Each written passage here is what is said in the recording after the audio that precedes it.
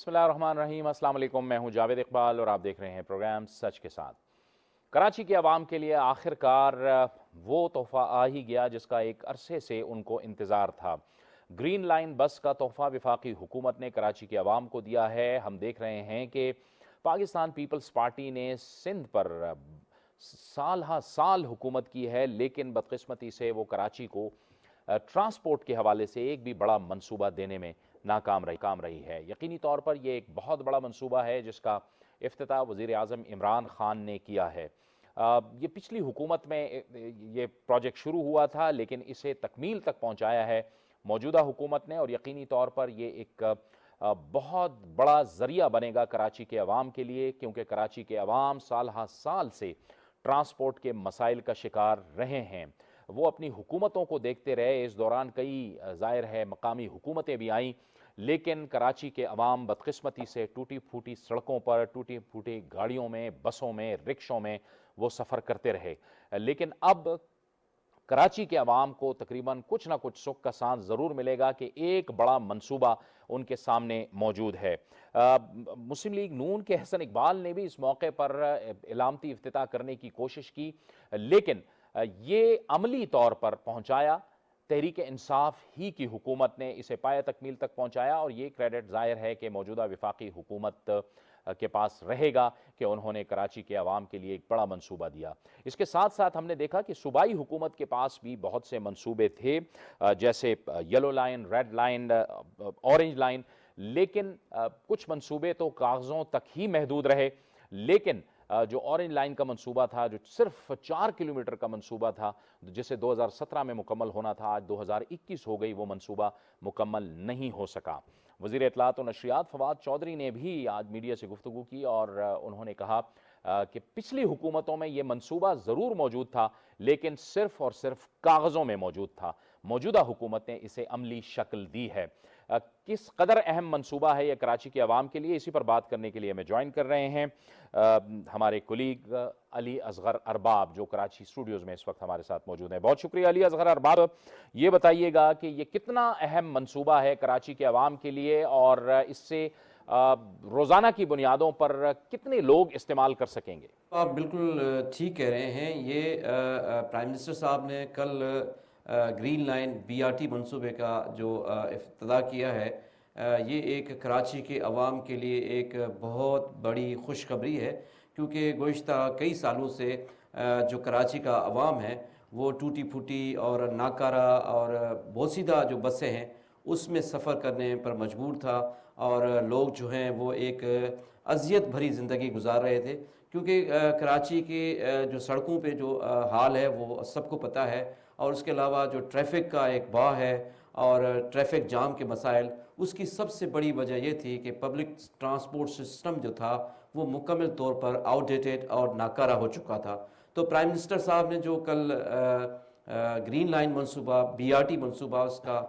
जो इफ्तिताह किया है, इससे जो है रोज़ाना 1,35,000 लोग जो है वो ट्रैवल कर सकेंगे। और आपको बताऊं कि इस मंसूबे के जो बुनियादी जो सैलिएंट फीचर्स हैं कि ये मजमूई तौर पर जो है 21 किलोमीटर का मंसूबा है, और सुरजानी से शुरू होकर और ये नुमाइश तक इख्तिताम होगा, जिसमें नाज़िमाबाद, नागम चौरंगी, नॉर्थ नाज़िमाबाद और गुरु मंदिर और ये सारे इलाके शामिल हैं। और इस मंसूबे में जो मंसूबा है इसमें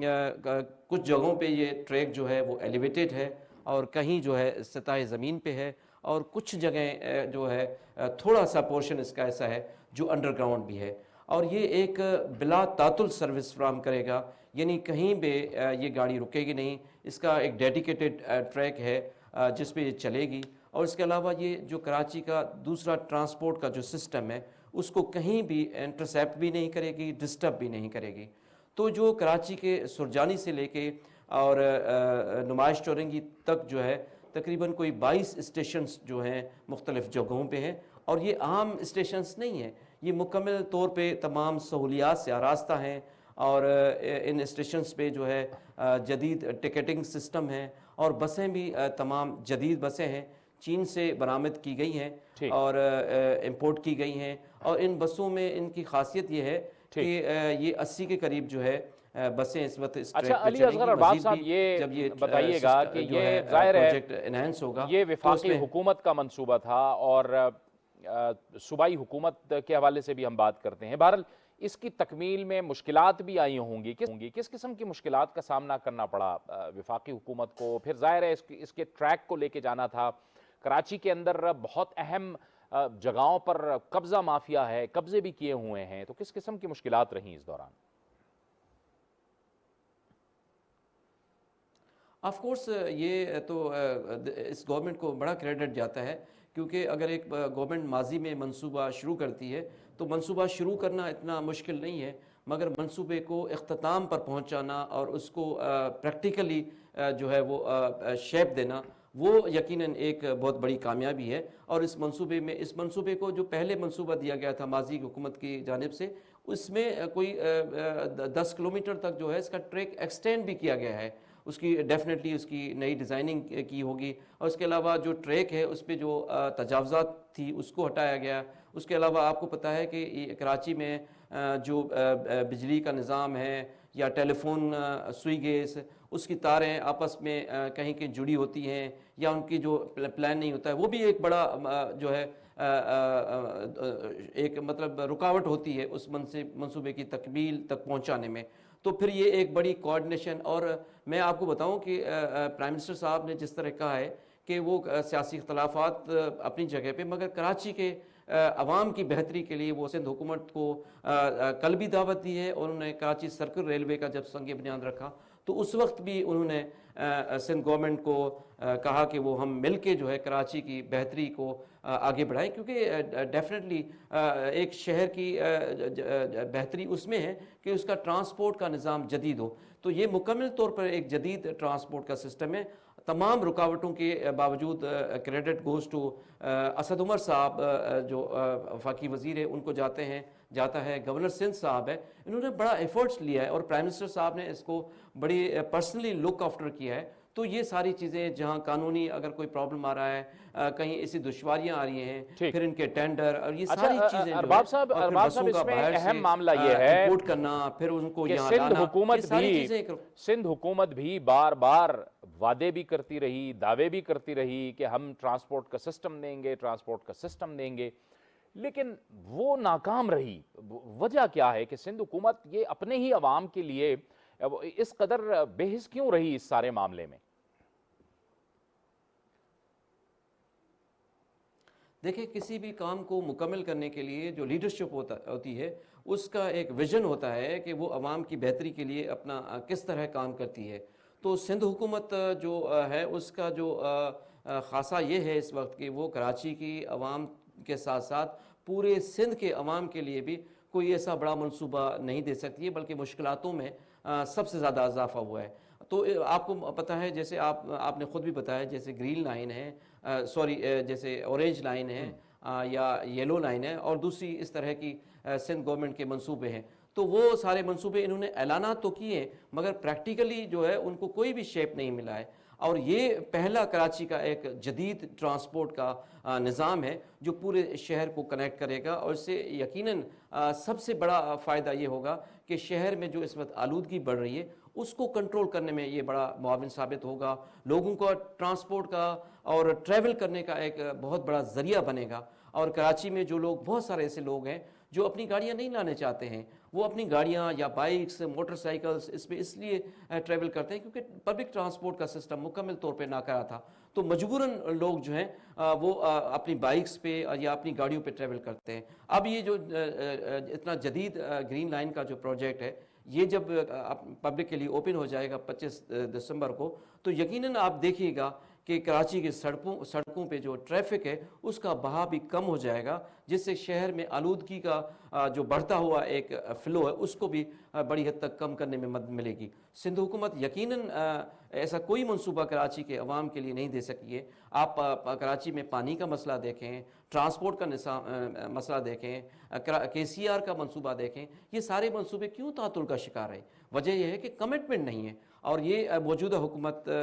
جو ہے اس میں ایک کمٹمنٹ ہے پرائم منسٹر عمران خان کی سربراہی میں. وہ چاہتے ہیں کہ کراچی کے عوام کے جو مسائل حل ہوں، اور انہوں نے جو ہے ایک اپنی گہری دلچسپی کا اظہار کرتے ہوئے ایک پریکٹیکل شیپ میں جو ہے گرین لائن کا اتنا بڑا منصوبہ کراچی کے لوگوں کے لیے ایک تحفہ دیا ہے. میرے خیال میں یہ کراچی کی جو عوام ہے، کراچی کا جو عوام ہے، اس سے بڑا خوش ہے. اور ہر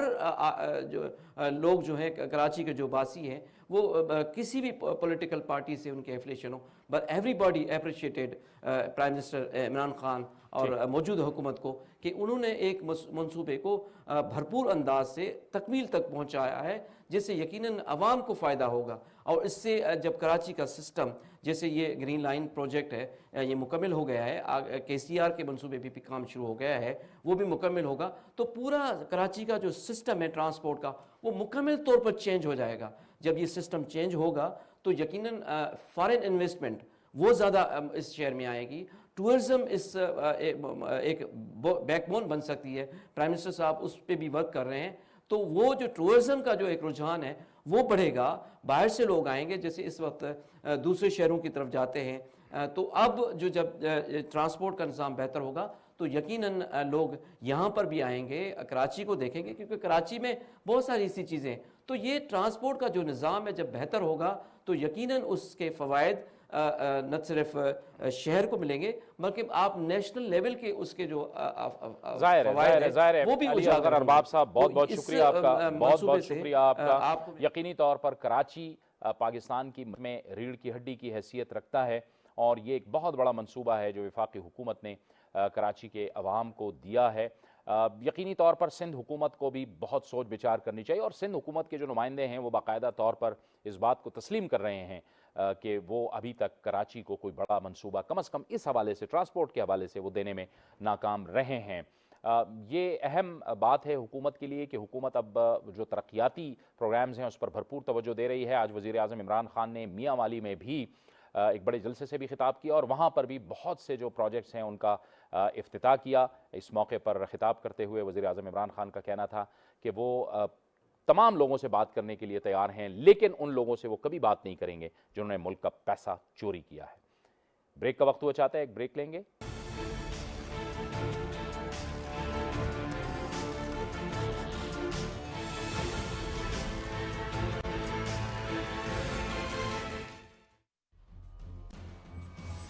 ہمارے اندر نفرتیں، کدورتیں کیوں بڑھتی جا رہی ہیں اور دکھ اس بات کا ہے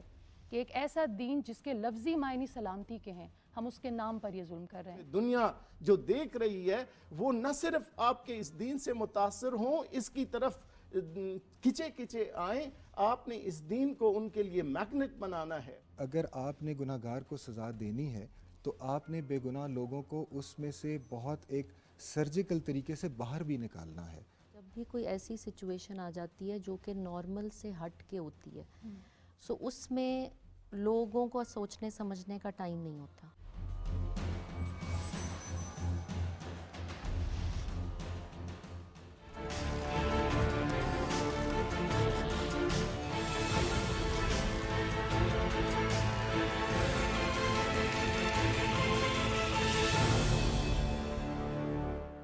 پروگرام میں ناظرین ایک بار پھر آپ کو خوش آمدید کہتے ہیں اور پروگرام کے اس مرحلے میں ہم بات کریں گے خیبر پختونخوا میں ہونے والے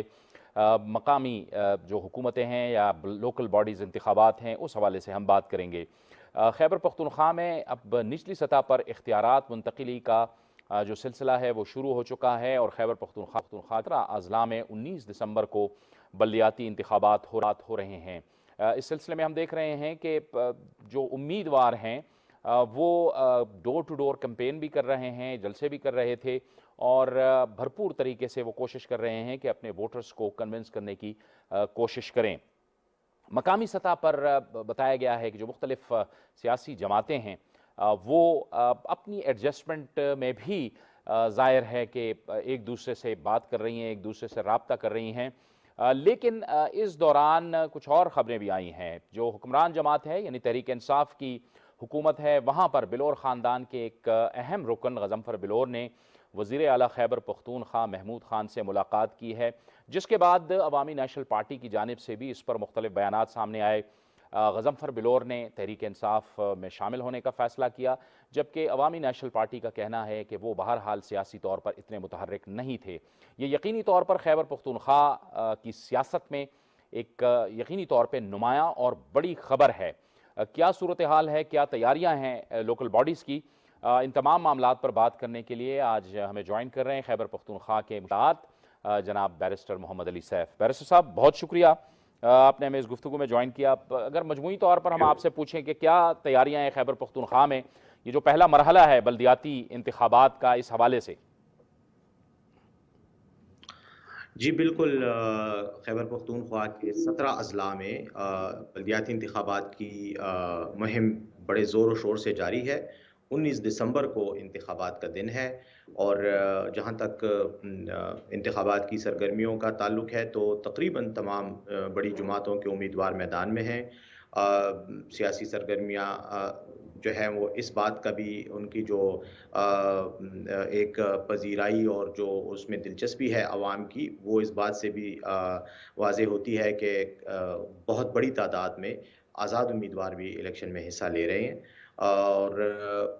سیاسی جلسے، میٹنگز وغیرہ، کارنر میٹنگز اور جو بھی سیاسی اجتماعات ہیں وہ بھی بھرپور طریقے سے جاری ہیں۔ بیرسٹر صاحب، اس کے ساتھ ساتھ یہ ہم دیکھ رہے ہیں کہ یہ جو خبر آئی ہے، غضنفر بلور صاحب نے وزیر اعلیٰ خیبر پختونخوا سے ملاقات کی ہے، اس پہ ظاہر ہے کہ بڑا وہاں پہ بات ہو رہی ہے۔ کیا صورتحال ہے؟ کیونکہ عوامی نیشنل پارٹی تو کہتی ہے کہ وہ بہرحال اس طرح سے سیاسی طور پہ متحرک نہیں ہیں، لیکن بہرحال یہ خیبر پختونخوا کے حوالے سے ایک بہت بڑی خبر ہے، کیونکہ بلور خاندان کا عوامی نیشنل پارٹی سے بڑا ایک پرانا تعلق ہے۔ جاوید صاحب، بالکل غضنفر بلور صاحب نے کل وزیر اعلیٰ خیبر پختونخوا سے ملاقات کی، محمود خان صاحب سے، اور پاکستان تحریک انصاف میں شمولیت کا اعلان بھی کیا۔ جہاں تک عوامی نیشنل پارٹی کی اس بات کا تعلق ہے کہ وہ سیاسی طور پر غیر فعال ہیں، تو میں سمجھتا ہوں کہ اس بات میں حقیقت نہیں ہے، میں اس سے اختلاف کرتا ہوں۔ اس کی وجہ یہ ہے کہ غضنفر بلور صاحب الیاس بلور صاحب کے صاحبزادے ہیں، جو میرے خیال میں عوامی نیشنل پارٹی کی طرف سے سب سے زیادہ طویل مدت تک ایوان بالا کے رکن رہے ہیں، سینیٹر رہے ہیں۔ اس کے علاوہ غضنفر بلور صاحب جو ہیں وہ چیمبر آف کامرس کے صدر رہے ہیں، اور سیاسی طور پر اپنی تمام جو خاندان کی سیاسی سرگرمیاں ہیں اس میں وہ انوالو رہے ہیں۔ اس لیے یہ کہنا کہ سیاسی طور پر غیر فعال ہیں، یہ بالکل میرے خیال میں حقیقت پر مبنی بات نہیں ہے۔ البتہ ظاہر ہے کہ بلور خاندان کے لیے بھی، اور خاص طور پر عوامی نیشنل پارٹی کے لیے، یہ ایک بہت بڑا سیاسی جھٹکا اور دھچکا ہے، کیونکہ عین بلدیاتی انتخابات کی مہم کے دوران ان کے ایک اتنے اہم خاندان کے رکن، جن کو اگر سیاسی وارث کہا جائے بلور خاندان کا تو غلط نہیں ہوگا، کیونکہ بلور خاندان میں اب کوئی میل وارث جو ہے وہ رہا نہیں ہے۔ مجھے افسوس کے ساتھ یہ بات کہنا پڑتی ہے کہ بلور خاندان کے جتنے بھی وہ تھے مرد وارث تھے، غلام بلور صاحب کے صاحبزادے، وہ بھی انتقال کر چکے ہیں، بشیر بلور صاحب کے دونوں بیٹے انتقال کر چکے ہیں، اور یہ مطلب ایک افسوس کی بات ہے، لیکن حقیقت یہ ہے کہ اس وقت اور کوئی مرد وارث رہا نہیں ہے، تو وہی ہیں، غضنفر بلور ہی اس خاندان کو اس وقت ریپرزینٹ کر رہے ہیں۔ اور میں سمجھتا ہوں کہ اس بات سے ایک بات کا اندازہ ہوتا ہے کہ جو پرانی پارٹیاں ہیں، اور خاص طور پہ وہ جو موروثی سیاست کی علمبردار سیاسی پارٹیاں ہیں، جہاں پر چند خاندانوں ہی کا ہمیشہ قبضہ رہا ہے، شاید ان کا بیانیہ جو ہے اب عوام میں پذیرائی کھو چکا ہے، اور اسی لیے لوگ جو ہیں وہ پرانی پارٹیوں کو چھوڑ کر اب پاکستان تحریک انصاف کا حصہ بنتے چلے جا رہے ہیں۔ یہ ظاہر ہے کہ بیرسٹر سیف صاحب، تحریک انصاف کے لیے اس وقت بڑے چیلنجز ہیں، مہنگائی کا بھی ایک بہت بڑا چیلنج ہے، اور پھر دوسری طرف لیکن جب ہم صوبے میں دیکھتے ہیں تو خیبر پختونخوا کے اندر تحریک انصاف کی حکومت دوسری بار قائم ہوئی ہے۔ آپ کو لگتا ہے کہ یہ جو چیلنجز ہیں اس پر مرکز میں ظاہر ہے وزیر اعظم صاحب، ان کی کابینہ، آپ کی حکومت وہ قابو پا لے گی، اور پھر آنے والے الیکشن میں چونکہ لوکل باڈیز بھی ایک طرح سے جو آنے والے انتخابات ہیں اس کے لیے ایک ٹون سیٹ کرتے ہیں، تو آپ کو کمفرٹ ملے گا ان لوکل باڈیز سے بھی، اور پھر کچھ اور بھی اس طرح کے لوگ ہیں شاید خیبر پختونخوا کے اندر جو تحریک انصاف کی طرف دیکھ رہے ہوں آنے والے انتخابات میں؟ دیکھیں بلدیاتی انتخابات اور بلدیاتی نظام یہ جمہوری نظام کا، سیاسی نظام کا ایک لازمی جزو ہے، اور اس میں کوئی شک نہیں ہے کہ بلدیاتی نظام کی غیر موجودگی میں جمہوری نظام فعال طریقے سے کام نہیں کر سکتا۔ اسی لیے ہمیں اس بات کا یقین ہے کہ جو موجودہ بلدیاتی انتخابات ہو رہے ہیں اور ان کے نتیجے میں جو بلدیاتی نظام آئے گا، تشکیل پائے گا، وہ جمہوری نظام کے استحکام میں ایک بہت فعال کردار ادا کرے گا۔ جہاں تک پاکستان تحریک انصاف کا تعلق ہے، میرے خیال میں اس بات کے بالکل ثبوت کے طور پر میں یہ بات پیش کر سکتا ہوں کہ وزیر اعظم عمران خان صاحب اور وزیر اعلیٰ خیبر پختونخوا محمود خان صاحب دونوں عوام کے مسائل سے بخوبی آگاہ ہیں، جس کا ثبوت یہ ہے کہ مہنگائی کا جو ایشو اس وقت پوری دنیا کو لپیٹ میں لے چکا ہے، اور میرے خیال میں دنیا کے طاقتور اور امیر ترین ممالک بھی مہنگائی کی اس طوفان کی زد میں ہیں، وہیں پر پاکستان میں بھی یہ مہنگائی کا طوفان ہے اور عوام کو معاشی مسائل درپیش ہیں۔ لیکن چونکہ وزیر اعظم صاحب کو اس بات کا احساس ہے، اسی لیے ایسے کئی پروگرامات جو ہیں وہ ان کا اعلان کیا جا چکا ہے اور وہ اس وقت ان پر عمل کیا جا رہا ہے، جس میں عوام کو براہ راست سہولیات کی فراہمی اور ریلیف کا جو نقطہ نظر ہے اس کو پیش نظر رکھتے ہوئے اقدامات کیے جا رہے ہیں۔ جیسے مثال کے طور پہ احساس راشن پروگرام جو کہ ابھی حالیہ دنوں میں لانچ کیا گیا ہے، جس میں خوردنی اشیاء پر آٹا، دال، تیل اور گھی وغیرہ پر تقریباً 30% رعایت دی جائے گی اور عوام کو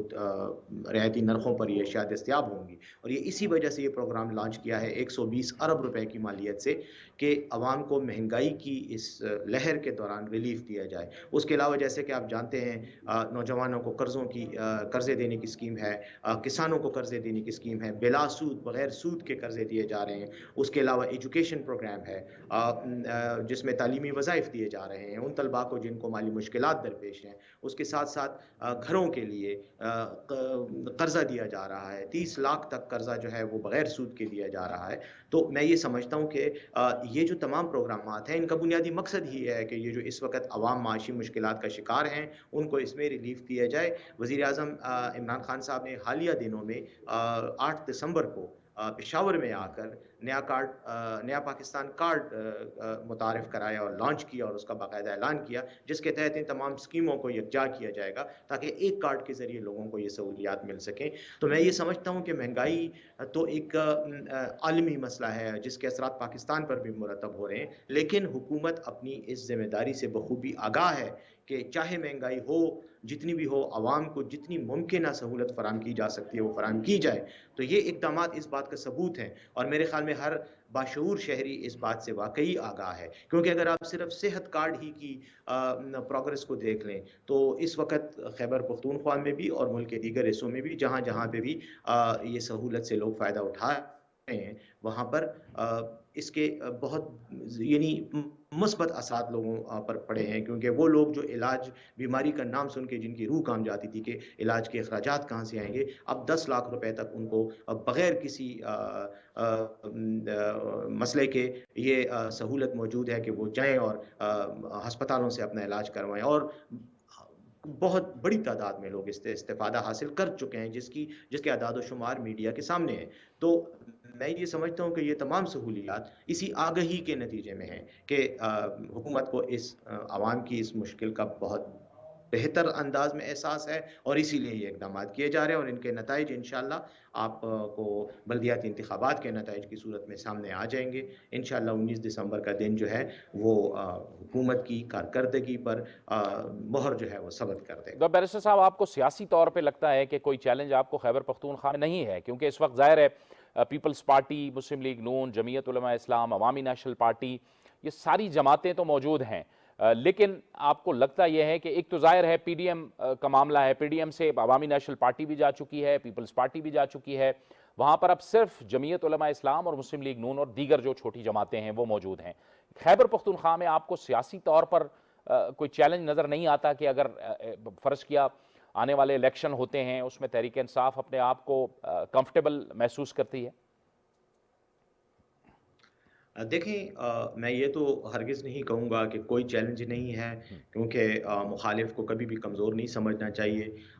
यकीनन ये पार्टियाँ अपनी भरपूर कोशिश कर रही हैं, लेकिन मुझे यकीन है कि पाकिस्तान तहरीक इंसाफ की जो सियासी पॉलिसी है, जो सियासी लाइहा अमल मुरतब किया गया है बल्दियाती इंतखाबात के हवाले से, उसके नताइज जो हैं वो साबित कर देंगे कि पाकिस्तान तहरीक इंसाफ अपने सियासी मुखालिफिन का सामना करना जानती है और उनको उनका मुकाबला करना जानती है। मैं समझता हूँ कि बल्दियाती इंतखाबात में जिस तरह से ये पीडीएम की पार्टियाँ बिखर कर एक दूसरे के मुकाबले में खड़ी हुई हैं, और अपोजिशन की तमाम पार्टियाँ तहरीक इंसाफ से नहीं लड़ रही, ये तहरीक इंसाफ का मुकाबला नहीं कर रही, ये आपस में एक दूसरे से दस्तो गिरेबान हैं, और आपस में एक दूसरे के उम्मीदवारों के खिलाफ इन्होंने इलेक्शन की कैंपेन जो है वो चलाई हुई है और मुहिम चला रहे हैं। तहरीक इंसाफ के साथ इनका कोई मुकाबला नहीं है। तहरीक इंसाफ इन सब को मुश्तरका तौर पे शिकस्त देने के लिए तैयार है, और हमारी जो सियासी मुहिम है, इंशाअल्लाह, जैसे मैं बार बार कह रहा हूँ, रिपीट कर रहा हूँ, कि 19 दिसंबर को इंशाअल्लाह ये नताइज सामने आएंगे, और तहरीक इंसाफ अपने सियासी अहदाफ हासिल कर पाएगी इंशाअल्लाह। बैरिस्टर साहब, इस मौके का फ़ायदा उठाते हुए अफ़गानिस्तान के हवाले से भी आपसे बात कर लें। एक तो एक गैर मामूली कॉन्फ्रेंस होने जा रही है इस्लामाबाद के अंदर, और पाकिस्तान ने इसके लिए बड़ी कोशिशें की है। ये गैर मामूली इजलास ज़ाहिर है 41 साल बाद अफ़गानिस्तान की सूरत हाल पर हो रहा है, और प्योरली इंसानी हमदर्दी की बुनियादों पर इमदाद के हवाले से हो रहा है। कितनी ग्रेव सूरत हाल है इस वक्त अफ़गानिस्तान के अंदर, क्योंकि ज़ाहिर है मौसमी मुश्किलात भी हैं, और फिर अब जो सिक्योरिटी काउंसिल के मुस्तकिल रुकन ममालिक हैं पाकिस्तान ने, उनको भी दावत दी है। कितनी ये अहम कॉन्फ्रेंस आपको लगती है अफ़गानिस्तान पर? मैं समझता हूँ कि अफ़गानिस्तान की मौजूदा सूरत हाल के तनाज़ुर में ये कॉन्फ्रेंस इंतहाई अहमियत की हामिल है। अफ़गानिस्तान के मसले को आलमी सतह पर उजागर करने की अशद ज़रूरत है, क्योंकि वहाँ पर अगस्त के बाद से जो हालात पैदा हुए हैं उसमें सियासी तौर पर तो जो तब्दीलियाँ रूनुमा हुई हैं वो तो अपनी जगह पर, लेकिन इस वक्त वहाँ की सूरत हाल एक इंसानी अलमिए को जन्म देने की सलाहियत रखती है, एक पोटेंशल रखती है कि वहाँ पर हालात ख़राब हो जाएं, जिसकी वजह से इंसानी हुकूक के मसले के साथ साथ इंसानों की जो बुनियादी ज़रूरियात यानी खुराक और सेहत और लोगों के सर पे छत का जो इशू है वो गंभीर सूरत इख्तियार कर जाए, ये इसका ख़दशा यकीनन मौजूद है। और इतनी तवील अरसे की खाना जंगी और अबतर हालात के नतीजे में अफ़गानिस्तान का जो इंफ्रास्ट्रक्चर है वो मुकम्मल तौर पर तबाह हो चुका है। इसलिए मैं ये समझता हूँ कि इस किस्म की कॉन्फ्रेंस के नतीजे में ना सिर्फ अफ़गानिस्तान के मसाइल आलमी सतह पर उजागर हो सकेंगे, बल्कि इनके लिए एक आलमी राय आमा भी हमवार की जा सकेगी कि वो लोग अफ़गानिस्तान के मसले को अब सियासी मसले के साथ साथ एक इंसानी मसले के तौर पर लें, और ये देखें कि यहाँ पर एक ह्यूमैनिटेरियन क्राइसिस जन्म ले रहा है जिसका सद्देबाब वक्त फौरी तौर पर किया जाए। और मेरे ख्याल में ये कॉन्फ्रेंस इस सिलसिले में एक माइलस्टोन, एक बहुत ही अहम पेशरफ साबित होगी। दुनिया को अफ़गानिस्तान के मसले को संजीदगी से देखना चाहिए, और पाकिस्तान का इसमें बहुत बड़ा किरदार है, क्योंकि हम अफ़गानिस्तान के पड़ोसी हैं और अफ़गानिस्तान के अवाम से और अफ़गानिस्तान की सरजमीन से हम अपने आप को अलग थलग नहीं कर सकते। अफ़गानिस्तान में अगर तकलीफ़ होगी, अगर वहाँ पे क्राइसिस होगा, वहाँ पे गंभीर सूरत हाल होगी, तो उसके लाज़मन नताइज पाकिस्तान पर आएंगे। और अफ़गान हमारे मुसलमान भाई हैं, हमारे पड़ोसी हैं, हमारे उनके साथ एथनिक और लिंग्विस्टिक यानी लिसानी और नस्ली मरासम हैं, रिश्ते हैं। मैं ये समझता हूँ कि इन तमाम इश्यूज़ के तनाज़ुर में अफ़गानिस्तान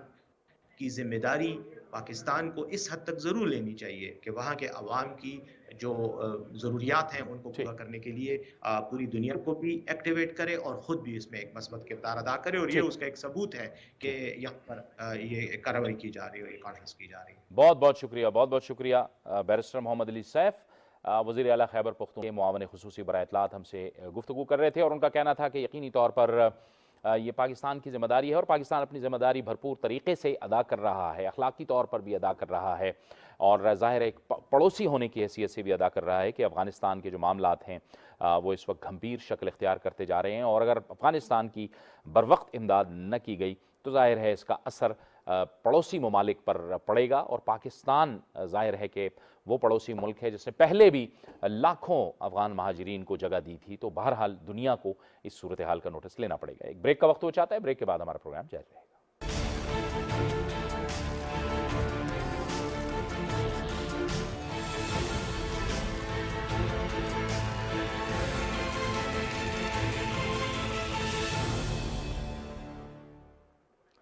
प्रोग्राम में नाज़रीन एक बार फिर आपको खुशामदीद कहते हैं। और अब हम बात करेंगे अफ़गानिस्तान की सूरत हाल की। ज़ाहिर है अफ़गानिस्तान में मौसमी हालात इस वक्त शदीद हैं। अफ़गानिस्तान को इमदाद की ज़रूरत है। अफ़गानिस्तान के जो फ़ंड्स हैं वो मुंजमद हैं। तकरीबन 9.5 से 10 अरब डॉलर ऐसे हैं जो अमेरिका ने मुंजमद कर रखे हैं, जिसकी वजह से ज़ाहिर है कि अफ़गानिस्तान की जो माशी हालत है वो भी इस वक्त बहुत पतली है और वहाँ का जो निज़ाम है वो एक तरह से रुक गया है। पाकिस्तान और दीगर ममालिक मुस्तकिल आलमी बरादरी से ये अपील कर रहे हैं कि वो आएँ, बैठें, बात करें अफ़गानिस्तान के साथ, क्योंकि अफ़गानिस्तान की जो सूरत हाल है उसमें इंसानी हमदर्दी की बुनियादों पर उन्हें बहुत बड़ी इमदाद की ज़रूरत है।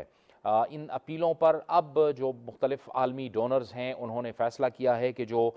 इमदाद मुंजमद की गई थी, यानी अफ़गानिस्तान में तालिबान के आने के बाद जो डोनर्स मुख्तलिफ़ इदारे थे उन्होंने जो मुंजमद की थी उसमें से अब 28 करोड़ डॉलर देने का ऐलान कर दिया गया है। लेकिन इसके साथ साथ पाकिस्तान ने इस्लामाबाद में 19 दिसंबर को एक अहम तरीन कॉन्फ्रेंस जो OIC ममालिक पर मुश्तमिल होगी वो बुलाने का फ़ैसला किया है। ये एक इंतहाई अहम कॉन्फ्रेंस होगी अफ़गानिस्तान के हवाले से और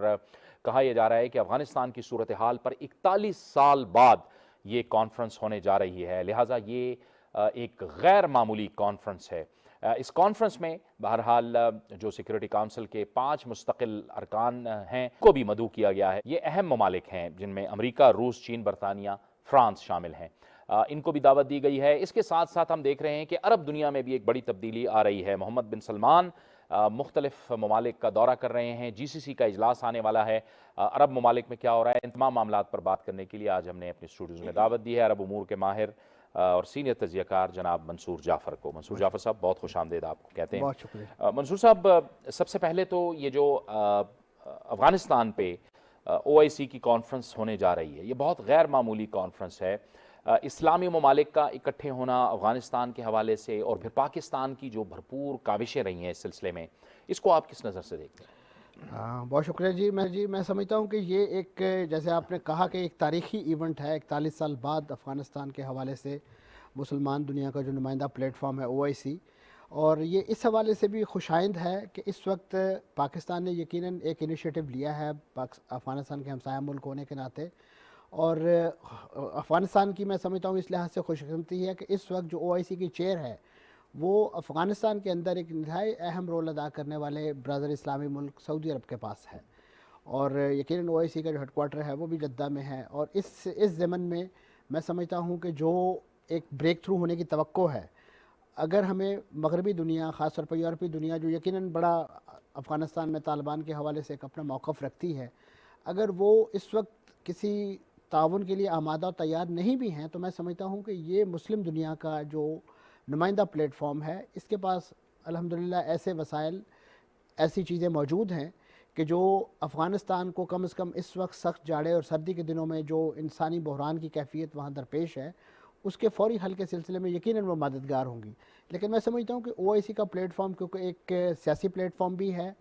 तो यकीनन इस वक्त जो इस्लामाबाद के डिप्लोमेटिक सर्कल्स में और ख़ास तौर पे अरब दुनिया में अभी रिसेंटली जिस तरह हमें एक बहुत ही सरगर्म सकाफ़ती सरगर्मियाँ देखने को मिली हैं एक्टिव किस्म की सऊदी अरब के सरबराह की तरफ से, तो उसमें जो अगला मरहला है मैं समझता हूँ OIC के इस इजलास के,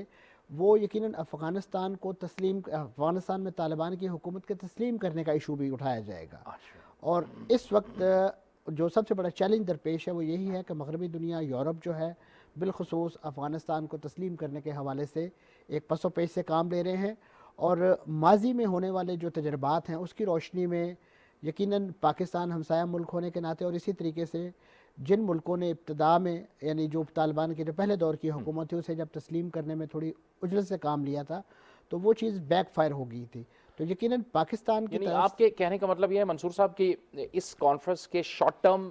फवायद भी हैं और लॉन्ग टर्म भी हैं। कि शॉर्ट टर्म में ये कि कम अज़ कम ये इस्लामी ममालिक जो इस वक्त वहाँ पे एक गंभीर सूरत हाल है उसमें मदद कर सकते हैं, यकीनन, और इसके साथ साथ वो एक प्लेटफॉर्म भी बना सकते हैं जी। इनके जो फंड्स हैं अनफ्रीज के हवाले से या फिर इनकी रिकॉग्निशन के हवाले से। जी, आपको याद होगा माजी में इसी ओआईसी का इजलास तारीखी तौर पे जब 70s में हुआ था, 73 में, तो उस वक्त भी उम्मत मुसलिमा को एक इसी तरह का चरका लगा था, और ये यकीनन इस दिसंबर के महीने में ही लगा था। बांग्लादेश की जो तश्कील हुई थी, तो जो पाकिस्तान के अंदर और मुल्क के मुख्तलिफ हिस्सों में जो बांग्लादेश नामंजूर की जो तहरीक चलाई जा रही थी, तो उस वक्त का जो ओआईसी इजलास था वो एक लिहाज से बांग्लादेश को तस्लीम करने का बायस बना था, और उसमें जितने बड़े पैमाने पे इस्लामी दुनिया से नुमाइंदा शख्सियात शरीक हुई थी, यासर अरफात,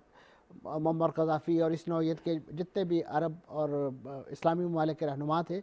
उनकी वो एक ऐसी नुमाइंदा कॉन्फ्रेंस है जिसको अभी भी याद किया जाता है। तो मैं समझता हूँ कि ये इस नौइयत की मुझे एक ओपनिंग दिखाई दे रही है कि इसमें कम से कम इस वक्त अफ़गानिस्तान के हवाले से इस तरह का ब्रेक थ्रू अगर होता है तो यकीनन ओआईसी का माजी में जिस तरीके से एक ल्यूकवार्म रिस्पॉन्स शिकायत रही है एक मुख्तलिफ हलकों को कि मुख्तलिफ उम्मत मुस्लिमा के मसाइल के हल के हवाले से उतना एक्टिव नहीं थे, तो मैं समझता हूँ कि इस वक्त कम से कम ओआईसी के लिए वो अपने पर लगने वाले तमाम इल्ज़ामात या अपनी वो जो इनएक्टिविटी है उसको एक एक्टिविटी में बदलने का मौका है। और यकीनन जो मालूमात थोड़ी सी अरब मीडिया को स्कैन करने के हवाले से या अरब डिप्लोमेटिक सर्कल्स में राब्तों के से मालूम हुई हैं, उससे यही इंदिया मिल रहा है कि इस वक्त लॉन्ग टर्म मकासद में यकीनन अफ़गानिस्तान को तस्लीम करने के हवाले से जो इशू है, यानी अफ़गानिस्तान में तालिबान की हुकूमत को, वो भी ऑन कार्ड होगा। और जो शॉर्ट टर्म मकासद जैसे आपने इशारा किया, जो इंसानी बहरान वहाँ पैदा हो रहा है मौसमी शिद्दत की वजह से, और ख़ास तौर पे जो वेस्ट ने फ्रीज़ कर रखा है असासा जात अफ़गान हुकूमत के या अफ़गान तालिबान के, तो उनको अनफ्रीज़ करने के हवाले से भी जो है वो एक्टिविटी होगी। और जो आपने यूएन सिक्योरिटी काउंसिल के मुस्तकिल अरकान की मौजूदगी, तो मैं समझता हूँ ये उनके लिए बहुत बड़ा चैलेंज है कि जो काम बेसिकली अक़वाम मुत्तहिदा को अपने प्लेटफॉर्म से करना चाहिए था, क्योंकि जितना बड़ा ये बहरान है और ख़ास तौर पे जितने अरसे से ये लाजनहल चला आ रहा था कि अमेरिका के फौरी यानी बग़ैर किसी प्लानिंग के इनखला के बाद जो है जिस तरीके से तालिबान को बेयारो मददगार छोड़ दिया गया, अफ़गान अवाम को बेयारो मददगार छोड़ दिया, तो मैं समझता हूँ कि ये उनके लिए एक लिहाज से फ़र्ज़ किफ़ाया है अब। और अगर वो इस वक्त इस ओआईसी के प्लेटफॉर्म पर अपनी एक एक्टिविटी दिखाते हैं और अपना वो किरदार जो उन्हें यूएन के प्लेटफॉर्म से अदा करना चाहिए था, तो मैं समझता हूँ कि ये बहुत बड़ी जो है अफ़गानिस्तान के अवाम के लिए, और वहाँ जितनी जंगो जदल से जिस अंदाज से वहाँ मौत और भूख जो है साया फगन है, कम से कम उन तमाम मसाइल को और मुश्किलात को कम करने में बहुत मदद मिलेगी। पिछली बार तो ज़ाहिर है सऊदी अरब, मुत्तहिदा अरब अमारात और पाकिस्तान ने इनको शुरू में ही तस्लीम किया था, लेकिन इस बार जो है वो बहुत तमाम ममालिक यानी चीन भी, रूस भी और फिर अरब ममालिक भी बड़े सोच समझ कर आगे चल रहे हैं और बड़े फूंक कर आगे चल रहे हैं। लेकिन इस दौरान हमने देखा है कि पाकिस्तान का सिफारत खाना वहाँ मुस्तकिल तौर पर काम करता रहा भरपूर तरीके से। फिर कतर जाहिर है कि एक बहुत बड़ा राब्ता था, मेज़बान मुल्क था उनके मुज़ाकरात का। फिर अभी भी अमेरिकन जो एम्बेसी है वो उसको होस्ट कर रही है वहाँ पे। मुत्तहिदा अरब अमारात ने भी वहाँ अपना सिफारत खाना खोल लिया है। तो गोया जो आप बता रहे हैं कि वहाँ अरब सर्कल्स में, जो डिप्लोमेटिक सर्कल्स में बातें गर्दिश कर रही हैं, वो न सिर्फ एक रिकॉग्निशन की तरफ मामला है, बल्कि वो एक और प्लेटफॉर्म भी सेट कर रही हैं कि अमेरिका और यूरोप भी इस सूरत हाल को देखे और मॉनिटर करे। जी यकीनन, क्योंकि इस वक्त अमेरिका जो है वो भी वेट एंड सी की पॉलिसी पर अमल दरामद है, क्योंकि उनके जो बाइडन हुकूमत की तरफ से इस इनखला के मामले पर जितना क्रिटिसिज्म हो रहा है वो अभी डस्ट बैठी नहीं है। तो उनके लिए बहुत मुश्किल है कि अभी वो इंटरनली अपने अवाम को ये सेटिस्फाई नहीं कर सके कि हमारा जो इनखला का फ़ैसला है ये मबनी बरहक था और इसकी जस्टिफिकेशंस हैं। तो उसके बाद अगर वो तालिबान हुकूमत जिसके ख़िलाफ़ जिनके ख़िलाफ़ तकरीबन पिछले 20 साल से सरगर्म अमल थे और उन्होंने वो लाओ लश्कर और वो जंगी मैदान जो है वहाँ सजाए रखा है, तो उनके लिए अखलाकी तौर पे जो है अपनी पोजीशन को फौरी तौर पे चेंज करना जो है सफारती किसी ताल्लुक़ की सूरत में उनके लिए बहुत बड़ा चैलेंज है। और अभी रिसेंटली जिस तरह ख़बरें आप यकीनन नाज़रीन देख रहे हैं कि वहाँ जो बाइडन हुकूमत से पहले के जो सरबराह हुकूमत थे ट्रंप साहब, वो जिस अंदाज से अभी दोबारा एक्टिव हो गए हैं और एक बहुत बड़ा चैलेंज बनते जा रहे हैं बाइडन हुकूमत के लिए, तो उनके इंटरनल मामलात जो हैं वो इतने ज़्यादा वो उसमें उलझे हुए हैं। और यकीनन उसके साथ साथ तमाम दुनिया जिसमें अमेरिका ख़ास तौर पे शामिल है کہ یہ جو کووڈ کا جو ایک افرید جو ہے اس کے اثرات سے ابھی تک تمام دنیا جو ہے وہ نکل نہیں سکی، اور امریکہ میں جتنے بڑے پیمانے پر کیجویلٹیز ڈیتھ ہوئی ہیں تو ان کے لیے ابھی تک جو ہے وہ اپنے انٹرنل فرنٹ کو سنبھالنا، اور خاص طور پہ یہ جو ایک میڈیکل ایمرجنسی پیدا ہوئی اس چیلنج سے ابھی تک وہ نکل نہیں سکے ہیں. اور اس کے بعد یقیناً افغانستان سے انخلا کا معاملہ یہ ایک ایسا سیاسی چیلنج ان کے لیے بن گیا ہے کہ جس کے لیے ابھی تک وہ اپنی رائے عامہ کا جو ہے وہ پیسیفائی نہیں کر سکے ہیں. اور آئے روز میڈیا کے اندر اس نوعیت کا کرٹیسزم، اور خاص طور پہ جو وہاں پہ کانگریس کے اندر ایسی جماعتیں کہ جو بائیڈن حکومت کے اس فیصلے کے خلاف تھیں، وہ ان کے لیے روز کوئی نہ کوئی ایسا چیلنج جو ہے وہ. تو یقیناً اگر امریکہ اس پلیٹ فارم کو OIC کے پلیٹ فارم پر اپنی اقوام متحدہ کی ممبرشپ کے حوالے سے اپنا کوئی رول ادا کرتا ہے تو ایک انہیں انڈائریکٹ سپورٹ بھی مل سکتی ہے، سیاسی بھی، سفارتی بھی، اور یقیناً ان کے لیے ایک جواز فراہم ہو سکتا ہے کہ پوری دنیا جو ہے اب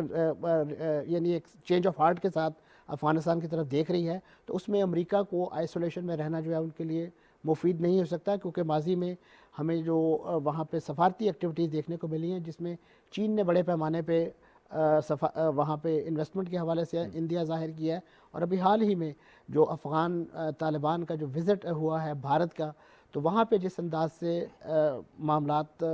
پیسیفائی کرنے کی کوشش کی جا رہی ہے تو یقیناً قبولیت کے اور ایک ایکسیپٹنس کے ایسے اشارے ہیں. اور خاص طور پہ پاکستان نے اپنے جو دروازے ہیں جس انداز سے ایک بڑی ہی ایگریسو طالبان کے حق میں یا طالبان حکومت کے ریکگنیشن کے لیے جو سفارت کاری کے، تو وزیر اعظم صاحب کا کوئی بھی ایسا پبلک پلیٹ فارم پہ خطاب نہیں ہوتا کہ جس میں وہ طالبان کی حکومت کے ریکگنیشن یا ان کے کم از کم جو انسانی بحران کے حوالے سے جو امداد ہے اس کی فراہمی پر وہ زور نہ دیتے ہم نے تو اتنا بڑا منصور جعفر صاحب کام کر دیا کہ بھارت کے ساتھ ہمارے تعلقات اس وقت بالکل بھی بہتر نہیں ہیں، لیکن 50,000 میٹرک ٹن جو گندم بھارت سے افغانستان جانی تھی ہم نے اپنا بارڈر کھول دیا، واگا بارڈر کھول دیا. یقیناً ہمارے لیے انٹرنلی اس کے لیے بڑے چیلنجز بھی ہیں، سیکورٹی کے حوالے سے بھی، ادروائز بھی ایک کرٹیسزم ہے کہ ہم ان کے لیے راہداری کیوں فراہم کرتے ہیں. لیکن ہم نے صرف اور صرف in the larger interest of Taliban Afghan brethren کہ جو اس وقت واقعی ہی بہت بحران کی صورت میں ہیں، تو ان کے لیے اگر ہم کوئی راہداری کا رول بھی ادا کر سکیں تو ہمیں اس سے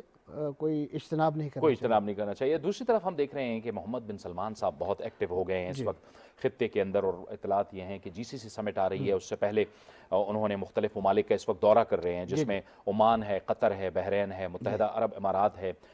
اس خطے کے اندر آپ کو کیا لگتا ہے کہ اس قدر وہ کیوں متحرک ہو گئے ہیں اور کن چیلنجز کو وہ سامنے دیکھ رہے ہیں؟ دیکھیں جی، آپ کو یاد ہوگا کہ یہ تقریباً پچھلے 1-1.5 سال کے اندر جب سے امریکہ کے اندر نئی حکومت آئی ہے تو ان کی جو مشرق وسطیٰ کے حوالے سے پالیسی ہے وہ گم و گو کا شکار رہی ہے. وہ اس وقت تک ایک تو افغانستان سے ان کا انخلا ان کی ایک عدم دلچسپی شو کرتا ہے خطے میں، اور اسی طریقے سے انہوں نے عراق کے اندر اپنا جو فوجی پریزنس ہے، خاص طور پہ جو جنگی پریزنس ہے، اس میں ڈکلائن لے کر آئے، اور وہاں سے واپسی کا، کیونکہ جس انداز سے وہاں سیکورٹی چیلنج انہیں درپیش تھے وہ اس سے بہت زیادہ نالاں تھے، تنگ تھے، تو انہوں نے ایک وہاں سے بھی انخلا کا جو فیصلہ کیا. تو اس کے بعد ان کی اس ریجن میں جو ہے دلچسپی کم ہوتی گئی، اور اس کی ایک بڑی وجہ سیکورٹی کے علاوہ امریکہ کے اندر جو خطے کا جو جسے ہم پیٹرو ڈالر کہتے ہیں یا جو پیٹرولیم کی مصنوعات کہتے ہیں اس پر انحصار انہوں نے کم کرنا شروع کر دیا. اس کے کچھ متبادل ذرائع جو ہیں تیل کے حوالے سے، جو شیل آئل ہے ان کے ہاں سے سمندر سے نکل رہا ہے، اور اس کو انہوں نے اپنے جو توانائی کی ضرورتوں ہیں اس کے لیے تلاش کرنا شروع کر دیا، اور اس کو وہ ٹیپ کرنا چاہ رہے ہیں. اتنی دور سے کم از کم وہ تیل جو خریدنے میں دلچسپی ان کی نہیں رہی اس انداز سے. تو ان کی یقیناً یہ جتنی بھی پالیسیز ہیں وہ اپنے اکنامک انٹرسٹ کو گارڈ کرتی ہیں.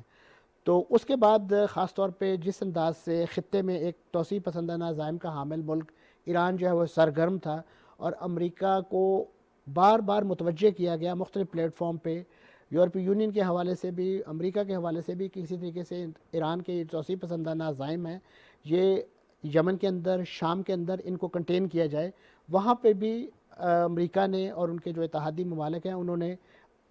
سنی انسنی کر دی. اس کے نتیجے میں آپ دیکھ رہے ہیں کہ آئے روز یمن کے اندر سے سعودی عرب کے مختلف علاقوں پہ، سرحدی علاقوں پہ، ایون ریاض اور مکہ مدینہ تک جو ہے وہ انہوں نے ٹارگٹ پہ رکھے ہیں، اور آئے روز وہاں سے ڈرون اٹیکس اور اسی نوعیت کے بارود سے لدے ڈرون جو ہیں ان کے حملے ہم دیکھ رہے ہیں، جس سے خطے کی جو سیکیورٹی ہے وہ انتہائی مقدر ہوگی. تو ماضی میں جو ایک بہت بڑا اٹیک ہوا کہ